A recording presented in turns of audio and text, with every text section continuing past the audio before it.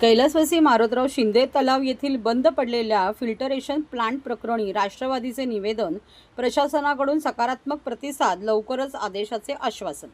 ठाणे महानगरपालिकेच्या अखत्यारीतील कैलासवासी मारोतराव शिंदे तलाव येथील फिल्टरेशन प्लांट दुरुस्तीसाठी बंद असल्याने जलतरण स्पर्धांची तयारी करणाऱ्या विद्यार्थ्यांना व सभासदांना मोठा त्रास सहन करावा लागत आहे. सदर फिल्टरेशन प्लांट 2 महिन्यांपासून 15 सप्टेंबरपासून बंद असल्याने तलावाचा वापर करणे शक्य होत नाही. परिणामी जलतरणपटू विद्यार्थ्यांना सरावासाठी अडचणी येत आहेत.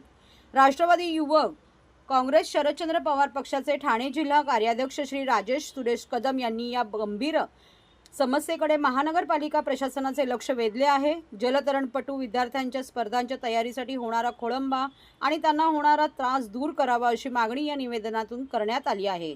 श्री राजेश कदम यांच्या मागणीची महानगरपालिका प्रशासनाने तात्काळ दखल घेतली असून सकारात्मक प्रतिसाद देत सभासदांचे झालेले आर्थिक नुकसान भरून काढण्यासाठी ज्या सभासदांची सदस्यत्वाची मुदत संपेल त्यांना 2 महिन्याची विनामूल्य मुदतवाढ देण्यात येईल. अशा प्रकारचे आदेश लवकरच काढले जातील असे ठोस आश्वासन प्रशासनाच्या वतीने देण्यात आले आहे.